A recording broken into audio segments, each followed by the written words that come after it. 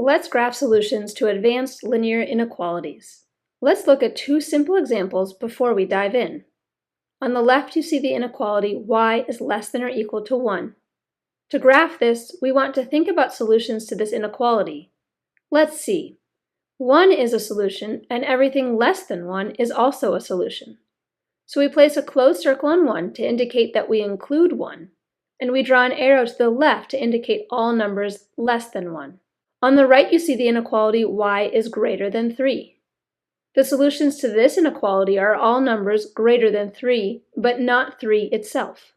So we place an open circle on 3 to indicate that we exclude 3 from our solution, and we draw an arrow to the right to indicate all numbers greater than 3. Now that we've reviewed inequalities, let's take a look at our first example.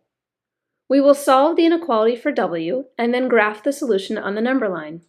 In order to solve for w, we will first distribute the 2 on the left side, giving us 2w plus 10 is less than 8. Then we will subtract 10 from both sides to get 2w is less than negative 2. Finally, we'll divide both sides by 2 to get our final answer, which is w is less than negative 1. To graph this, we will place an open circle on negative 1 since it is not included in our solution set, and draw an arrow to the left. Let's try another one. Here we have the inequality p plus 1 divided by negative 4 is less than or equal to 1. Let's solve for p. The first step is to multiply both sides by negative 4. Don't forget to flip the inequality symbol since we're multiplying by a negative number. So now we have p plus 1 is greater than or equal to negative 4. Lastly, subtract 1 from both sides to get p is greater than or equal to negative 5. Since negative 5 is included in this solution set, we place a closed circle on negative 5 and draw the arrow to the right. For the next example, we want to solve and graph negative 3 times f plus 2 plus 7 is greater than or equal to 4. Let's solve for f. We will start by simplifying the left side as much as possible. First, we'll distribute the negative 3, which gives us negative 3f minus 6 plus 7 is greater than or equal to 4. Now we'll combine like terms to get negative 3f plus 1 is greater than or equal to 4.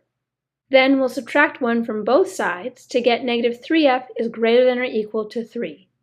Finally, we'll divide both sides by negative 3, and don't forget to flip the inequality symbol when dividing both sides by a negative number. So our final answer is f is less than or equal to negative 1. On the number line, we'll have a closed circle on negative 1 and an arrow that points to the left. Our last example says negative 49 is less than 63 times y minus 9 plus 14.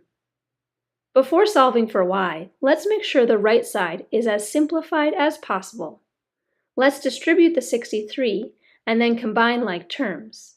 Now that we have negative 49 is less than 63y minus 553, we can undo the operations on y. Let's add 553 to both sides and then divide by 63. The final answer is 8 is less than y. So all of the possible solutions are greater than 8. The number line has an open circle on 8 and an arrow pointing to the right. So remember, when you are solving and graphing advanced linear inequalities, you must first solve for the variable and then you can graph the solution on the number line. Thanks for watching.